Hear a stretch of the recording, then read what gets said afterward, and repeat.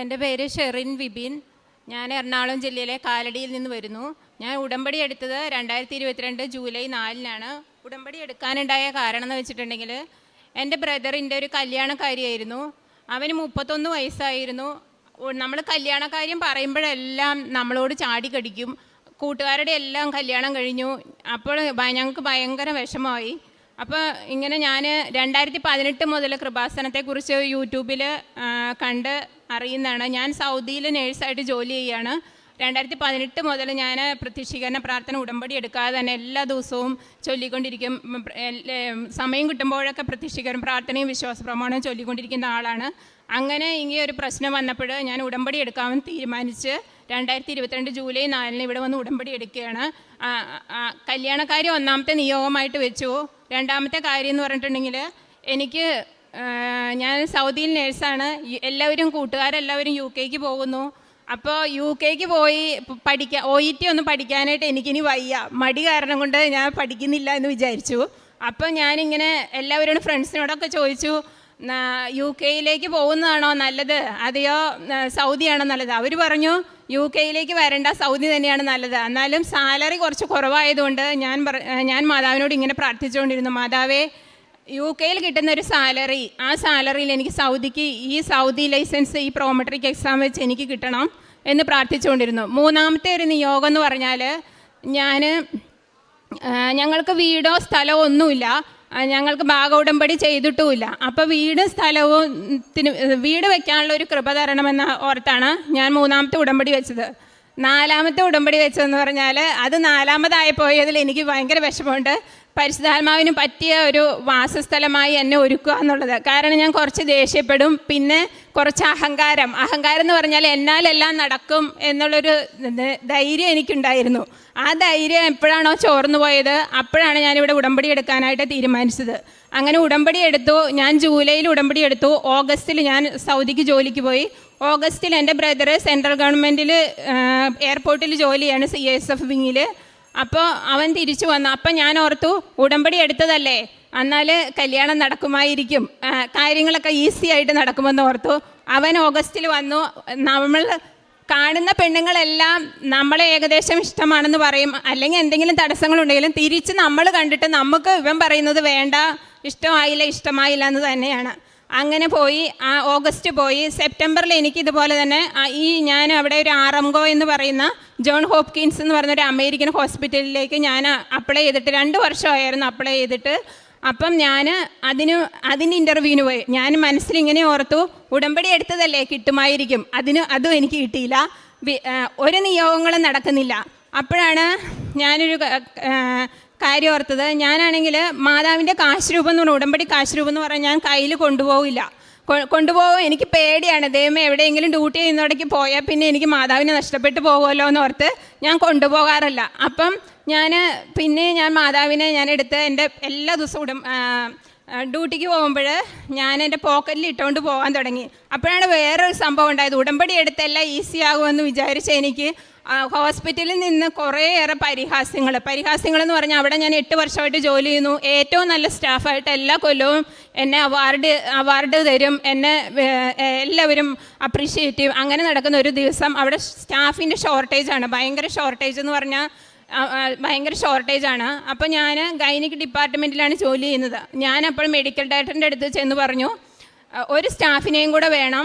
എല്ലാ സ്റ്റാഫിൻ്റെയും ജോലി നമുക്ക് ഒരാൾക്ക് തന്നെ ചെയ്യാൻ പറ്റില്ല. ഇത് കേട്ടപാടെ മെഡിക്കൽ ഡയറക്ടറിൻ്റെ അടുത്ത് പിറ്റേ ദിവസം സന്തോഷത്തോടെ ഡ്യൂട്ടിക്ക് ഒരു സ്റ്റാഫിനെ കിട്ടുമെന്ന് ഡ്യൂട്ടിക്ക് പോയ ഞാൻ അറിയുന്നത്, എൻ്റെ പേരിൽ വലിയൊരു ലെറ്റർ മെഡിക്കൽ ഡയറക്ടറും മാനേജ്മെൻറ്റും ചേർന്ന് ഞാൻ അവിടെ തുടരാൻ യോഗ്യതയില്ല.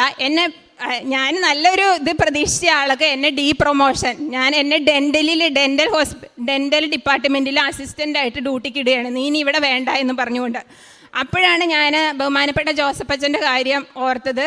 നമ്മുടെയൊക്കെ ഒരു ഷിഫ്റ്റിംഗ് എന്ന് പറഞ്ഞാൽ, ഒരു വിഷമകരമായ ഒരു ഷിഫ്റ്റിംഗ് ഉണ്ടാകുമ്പോൾ നിൻ്റെ ജീവിതത്തിൽ ദൈവം പ്രവർത്തിക്കുമെന്ന ഒരു കാര്യം എനിക്ക് അപ്പോഴാണ് ഓർമ്മ വന്നത്. ഞാൻ ഒന്നും കൂടി ഉടമ്പടി തീക്ഷ്ണമായിട്ട് ഒന്നും കൂടി ചെയ്യാൻ തുടങ്ങി. പ്രത്യക്ഷീകരണ പ്രാർത്ഥന എല്ലാ ദിവസവും ചൊല്ലും, ധ്യാനം കേൾക്കാൻ തുടങ്ങി, ബൈബിൾ കേൾക്കാൻ തുടങ്ങി, മാതാവിനെ കൂടെ എടുക്കാൻ തുടങ്ങി. സമയം കിട്ടുമ്പോഴൊക്കെ പ്രത്യക്ഷീകരണ പ്രാർത്ഥനയും വിശ്വാസ പ്രമാണവും ചൊല്ലാൻ തുടങ്ങി. അപ്പോൾ ഞാൻ ഇങ്ങനെ പ്രാർത്ഥിച്ചു, മാതാവ്, എനിക്ക് ഒരു നിയോഗങ്ങളും നടന്നില്ലെങ്കിലും കുഴപ്പമില്ല, സ്വർഗത്തിൻ്റെ ആനുകൂല്യങ്ങളല്ല എനിക്ക് വലുത്, അമ്മയുടെ സാന്നിധ്യം തന്നെയാണ് വലുതെന്ന് പ്രാർത്ഥിച്ചുകൊണ്ടിരുന്നു. ഒരു ദിവസം ഞാൻ ഡ്യൂട്ടിക്കിടയ്ക്ക് ബ്രേക്കിന് ഞാൻ റൂമിൽ പോയപ്പോൾ ഉണ്ട് ഒരു എന്താണ് അതിനെ വിവരിക്കേണ്ടതെന്ന് എനിക്കറിയില്ല. 1000 സ്വർഗീയ പുഷ്പങ്ങൾ നിറഞ്ഞൊരു സുഗന്ധം എനിക്ക് അനുഭവപ്പെടുകയാണ്. റൂം തുറന്നത് ഞാൻ ഞെട്ടിപ്പോയി, ഇതെന്താണ് ഇങ്ങനെയെന്ന് അറിയില്ല. അപ്പോൾ തലേദിവസം എനിക്ക് നടുവേദനയായിട്ട് ഞാൻ യൂക്കാലി തൈലം ഉണ്ടായിരുന്നു, അതെടുത്ത് പുരട്ടിയായിരുന്നു. അപ്പോൾ ഞാൻ ഓർക്കുന്ന യൂക്കാലി തൈലമാണോ, തൈലം എടുത്തുകൊണ്ട് പുറത്തു കൊണ്ട് വെച്ചു.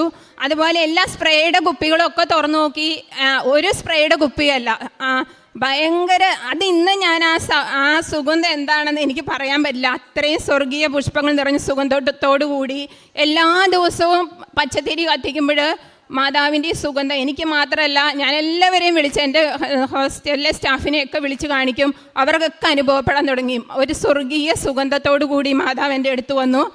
അതിൽ പിന്നെ കാര്യങ്ങളൊക്കെ ഈസി ആയിരുന്നു, വല്ലാത്തൊരു ധൈര്യം തന്നു.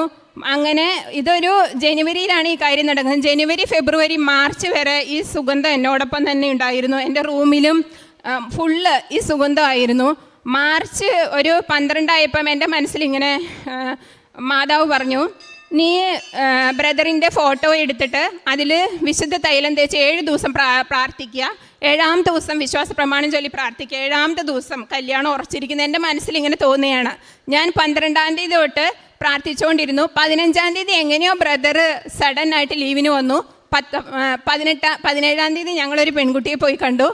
ദൈവകൃപയാൽ അവനത് ഇഷ്ടമായി. 19-ാം തീയതി കല്യാണം ഉറച്ചു. കറക്റ്റ് 7 ദിവസം കൊണ്ട് കല്യാണം ഉറച്ചു. അതുപോലെ തന്നെ ആ കല്യാണം ഭംഗിയായിട്ട്, കാനായിലെ കല്യാണം എന്ന് പറയുന്നത് പറഞ്ഞു കേട്ടിട്ടേ ഉള്ളൂ, അത് ഞങ്ങളുടെ ജീവിതത്തിൽ സംഭവിച്ചു.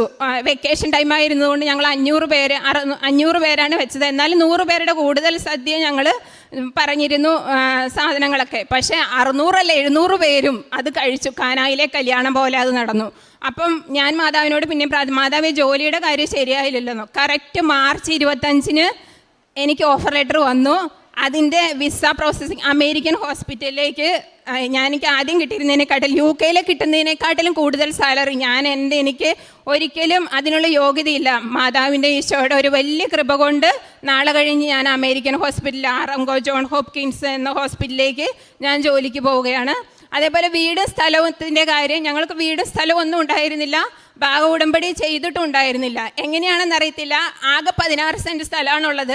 അതിലൊരു വീട് നീളത്തിൽ കിടക്കുന്നു, ഒരു വീട് കുറുകെ കിടക്കുന്നു. ബാക്കി 3 ചേട്ടനനിയന്മാരാണ്. ഇവർക്ക് ഇങ്ങനെ 2 വീടുണ്ട്.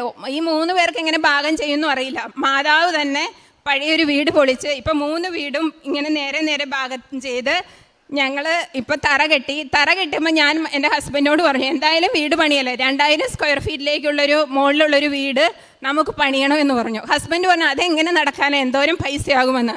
പക്ഷെ 100 പ്രാവശ്യം കൊണ്ടുപോയി അതിൻ്റെ പ്ലാൻ വെട്ടിത്തിരുത്തി, എപ്പോഴും പ്ലാൻ വെട്ടിത്തിരുത്തും, കൂടുതലല്ലാതെ കുറവ് ഇതുവരെ വന്നിട്ടില്ല. അവസാനം പ്ലാൻ എടുത്തു 2100, അത് കഴിഞ്ഞ് പിന്നെയും വെട്ടിത്തിരുത്തി 2040. അങ്ങനെ തറകെട്ട് നടന്നിരിക്കുന്നു. ബാക്കിയെല്ലാം ദൈവത്തിൻ്റെ കൃപയാൽ നടക്കുമെന്ന് വിശ്വസിക്കുന്നു. പക്ഷേ ഇതിലെ ഏറ്റവും വലിയ കാര്യം എന്ന് പറഞ്ഞാൽ, ഞാൻ 4ാമതാണ് പരിശുദ്ധാത്മാവിന് പറ്റിയ ഒരു വാസസ്ഥലമായി എന്നെ ഒരുക്കണമെന്ന് വെച്ചത്. അതായിരുന്നു ദൈവം ഏറ്റവും ആദ്യം എൻ്റെ ജീവിതത്തിൽ പരിശുദ്ധമ്മ ഈശോയും ചെയ്ത വലിയൊരു അനുഗ്രഹമായിട്ട് എനിക്ക് അതാണ് ആദ്യം സാധിച്ചു തന്നത്. ബാക്കിയെല്ലാം പുറകെ നടന്ന കാര്യങ്ങളാണ്. ഇപ്പം നാളെ കഴിഞ്ഞ് ഞാൻ പോകുന്നു. അതുപോലെ എന്ത് കാര്യം ഉണ്ടായാലും പ്രത്യക്ഷീകരണ പ്രാർത്ഥന ഞാൻ രാവിലെ മുതൽ വൈകുന്നേരം വരെ ഓരോ മണിക്കൂറിൽ പ്രത്യക്ഷീകരണ പ്രാർത്ഥനയും വിശ്വാസ പ്രമാണവും മാറി ചൊല്ലിക്കൊണ്ടിരിക്കും. ജീവിക്കുന്ന ഒരു ദൈവം കൂടെ ഉണ്ടെന്ന് ഞാൻ അറിഞ്ഞത് കൃപാസനം അറിഞ്ഞ പിന്നെയാണ്. ഞാൻ എപ്പോഴും വിചാരിക്കും, കൃപാസനം ഇല്ലെങ്കിൽ ഞാൻ എൻ്റെ കുടുംബമോ ഇന്ന് എങ്ങനെയാവുമോ എന്ന് എനിക്കറിയില്ലെന്ന് ഞാൻ എപ്പോഴും ഓർക്കാറുണ്ട്. ഇത്രയും വലിയ അനുഗ്രഹങ്ങൾ തന്ന ഈശോയ്ക്കും മാതാവിനും 1000 നന്ദി. ഇനിയും ജീവിതകാലം മൊത്തം മാതാവിൻ്റെ അടുത്ത് വരും എന്ന് ഞാനിവിടെ അമ്മയുടെ മുമ്പിൽ ഞാൻ പറയുകയാണ്. എല്ലാത്തിനും മാതാവിനും ഈശോയ്ക്കും 1000 നന്ദി. സാക്ഷ്യം വളരെ വ്യക്തമായിട്ട് തന്നെ ഈ സഹോദരി പറഞ്ഞിട്ടുണ്ട്. ഇപ്പം നിങ്ങൾ ഈ സാക്ഷ്യം കേൾക്കുന്നവർക്കാണ് ഞാൻ ഈ പറയുന്ന കാര്യങ്ങൾ കുറച്ചും കൂടെ വ്യക്തമാണ്. ഇവിടെ സാക്ഷ്യം പറയുന്ന ചിലരുടെ അനുഭവങ്ങൾ ഈ സഹോദരി പറഞ്ഞ കണക്കാണ്. ഉടമ്പടി എടുത്തതിൻ്റെ പിറ്റേ ദിവസം തന്നെ കാര്യങ്ങളൊക്കെ ക്രമപ്പെടുന്നതിന് പകരം കൂടുതൽ ചിലരത് വളരെ വ്യക്തമായിട്ട് ചെറുപ്പക്കാരൊക്കെ സാക്ഷ്യം പറയുമ്പോൾ അത് പറയും ഭയങ്കര പണിയായിട്ടാണ് ഉടമ്പടി വന്നതെന്ന് പറയും. അപ്പോൾ ജീവിതത്തിൽ പക്ഷെ അതിന് ഉള്ള ക്ലാരിറ്റി അവർക്ക് കിട്ടണുണ്ട്. അത് ചിലർ അവിടെ വെച്ച് തന്നെ പരിപാടിയൊക്കെ നിർത്തും. പക്ഷേ പിന്നീടുള്ള ക്ലാരിറ്റി കിട്ടുന്നത് അച്ഛൻ്റെ ക്ലാസ്സിൽ നിന്നാണെന്നുള്ളതാണ്. അപ്പോൾ ഇത് നിങ്ങൾ കണക്ട് ചെയ്ത് വേണം വായിക്കാനായിട്ട്. ഈ പല ക്ലാരിറ്റി നമുക്ക് കിട്ടുന്നത് ഇവിടെ ഈ സാക്ഷ്യം കേൾക്കുന്നവർക്ക് അറിയാം. ഈ അച്ഛൻ പറഞ്ഞു എന്നൊക്കെ പറയുന്ന പല കാര്യങ്ങളും നമ്മൾ ഈ ആഴ്ചയിൽ നടക്കുന്ന ഉടമ്പടി ആരാധനയുടെ സമയത്താണ്. അതിലാണ് അച്ഛൻ പല കാര്യങ്ങളും പ്രാർത്ഥിച്ച് പറയുന്നത്. ഉടമ്പടി എടുത്തവരോടാണ് അച്ഛൻ സംസാരിക്കുന്നത്, പല സൗഖ്യങ്ങളുടെ കാര്യവും പലരുടെ. അപ്പോൾ അതിൽ അച്ഛൻ എപ്പോഴും ഓർമ്മപ്പെടുത്താനുള്ള കാര്യം, ദൈവത്തിന് നമ്മുടെ ജീവിതത്തിൽ ഇടപെടണമെങ്കിൽ ആദ്യം നമ്മൾ മാറ്റേണ്ടത് നമ്മളെ ഞാനെന്ന ഭാവവും അഹങ്കാരവുമാണ്. നമ്മൾ ലൂക്കയുടെ സുവിശേഷത്തിൽ അവിടുന്ന് തൻ്റെ താഴ്മയെ തൃക്കൺ പാർത്തു എന്നുള്ളതാണ്.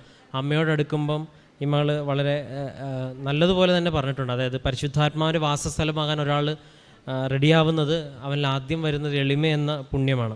അത് എഴുതി കൊടുത്ത നിയോഗം കറക്റ്റായിട്ട് അമ്മ ഏറ്റെടുത്തു എന്ന് വേണം മനസ്സിലാക്കാം. പിറ്റേ ദിവസം തന്നെ ഏറ്റവും ബെസ്റ്റായിട്ടിരുന്ന ഒരു സാഹചര്യത്തിൽ നിന്ന് പെട്ടെന്ന് തട്ടി വേറൊരു സ്ഥലത്തേക്ക് താഴത്തേക്ക് മാറി. അവിടെയും സാഹചര്യത്തിലൊക്കെ അപ്പം ജീവിതത്തിൽ നമ്മൾക്കുണ്ടാകുന്ന ബുദ്ധിമുട്ടുകളെ വലിയൊരു അനുഗ്രഹം എന്ന് പറയുന്നത് അതൊക്കെ ദൈവത്തിൻ്റെ ഒരു ഇടപെടലാണെന്ന് വായിച്ചെടുക്കാനായിട്ട് സാധിക്കുന്നുണ്ട്. അതിന് ഇവിടെയുള്ള ആരാധന സഹായിച്ചു എന്ന് വ്യക്തമാണ്. അല്ലെങ്കിൽ ആ ക്ലാസ്സിൽ കേട്ട കാര്യങ്ങളെല്ലാം കർത്താവ് ആ സമയത്ത് മനസ്സിലേക്ക് കൊണ്ടിട്ട് കൊടുക്കുന്നുണ്ട്. അത് വലിയൊരു കൃപയാണ്. അതിനുശേഷം പറയുന്നുണ്ട് വ്യക്തമായിട്ട് ഇതൊക്കെ ഞാൻ ക്രമപ്പെടുത്തി വന്നപ്പോഴേക്കും വെച്ച നിയോഗങ്ങൾ ഓരോന്ന് വളരെ എളുപ്പത്തിൽ നടക്കുന്നു എന്നാണ് സാക്ഷ്യം വ്യക്തമാക്കുന്നത്. അതിൽ ഏറെ പ്രത്യേകിച്ച് ഒരു അമ്മയുടെ സാന്നിധ്യവും അനുഭവിക്കാൻ സാധിച്ചു എന്ന്. അതിപ്പോൾ ഒരാളല്ല ഇവിടെ സാക്ഷ്യം പറയുന്നത്, എത്രയോ പേരാണ്. നിങ്ങൾ യൂട്യൂബിൽ സെർച്ച് ചെയ്യുമ്പോൾ കാണാം, എത്രയോ പേര് ഈ സുഗന്ധത്തിൻ്റെ കാര്യം പറയാറുണ്ട്. അവരെല്ലാവരും ആദ്യത്തെ സംശയം ഈ മണം എവിടെ നിന്നാണെന്നുള്ളതാണ്. അവർ പലരും റൂം ഫ്രഷ്നറാണോ എന്നൊക്കെ പറഞ്ഞ് പലരും അങ്ങനെ നോക്കി നടന്നതും അവസാനം അതല്ലെന്ന് വ്യക്തമാക്കുന്നതും ഒക്കെ. അപ്പോൾ അമ്മ കൂടെ ഉണ്ടെന്നുള്ള വലിയൊരു അനുഭവം ജീവിതത്തിൽ ലഭിക്കുന്നുണ്ട് പലർക്കും. അതുകൊണ്ട് തന്നെയാണ് ഇവിടുത്തെ സാക്ഷ്യങ്ങൾക്ക് ഈ ചിലർ ഈ കോയിൻസിഡൻസ് തിയറി ഉണ്ടല്ലോ, അതായത് ഇവിടെ വന്നത് ഒരു വന്നു പിറ്റേ ദിവസം എല്ലാം റെഡിയായി എന്നുള്ളതല്ല. ഇതിലൊക്കെ അമ്മ വ്യക്തമായിട്ടൊരു മുദ്ര പതിപ്പിച്ചിട്ടാണ് മിക്ക സാക്ഷ്യങ്ങളിലും പോകുന്നത്. ഏറെ പ്രത്യേകിച്ച് ഈ മകളുടെ സാക്ഷ്യം വളരെ വ്യക്തമായിട്ട് പറഞ്ഞത് എന്താണോ അങ്ങോട്ട് പോകേണ്ട, ഇവിടെ ഒരു ജോലി മതി, അപ്പോൾ അത് എനിക്ക് അർഹതയില്ല അല്ലെങ്കിൽ എനിക്ക് ലഭിക്കാൻ സാധ്യതയില്ലാത്തൊരു ജോലിയാണെന്നാണ് ഈ സാക്ഷ്യത്തിൽ നിന്ന് പറയണത്. അപ്പോൾ അമ്മ സാധ്യതകൾ നോക്കിയല്ല, ദൈവത്തിൽ ആശ്രയിച്ചപ്പോൾ നിൻ്റെ സാധ്യതകൾക്ക് അപ്പുറം കൃപയിൽ ആശ്രയിച്ച് തുടങ്ങിയപ്പം അമ്മ വലിയ അനുഭവങ്ങൾ നൽകിയെന്ന് വേണം മനസ്സിലാക്കാൻ. ഏറെ പ്രത്യേകിച്ച് പിന്നെയും പറയുന്നുണ്ട് വ്യക്തിപരമായിട്ടും ഒരുപാട് സഹായിച്ചു എന്നും പറയുന്നു. അപ്പോൾ ഇനിയും മുൻപോട്ടുള്ള യാത്രയിൽ ദൈവം ജീവിക്കുന്ന ദൈവം എന്നാണ് പറഞ്ഞത്. അപ്പോൾ അങ്ങനെ ഒരു സാന്നിധ്യം ഇനിയും ശക്തമായിട്ട് അനുഭവിക്കാനായിട്ട് അനുഭവങ്ങൾ കൊണ്ടും സാധിക്കട്ടെ എന്ന് പ്രാർത്ഥിക്കുന്നു. അപ്പോൾ ഈ മകളുടെ ജീവിതത്തിൽ ദൈവം നൽകിയ എല്ലാ അനുഗ്രഹങ്ങൾക്കും നമുക്ക് നിറഞ്ഞ കരങ്ങളടിച്ച് ദൈവത്തിൻ്റെ നാമം മഹത്വപ്പെടുത്തും.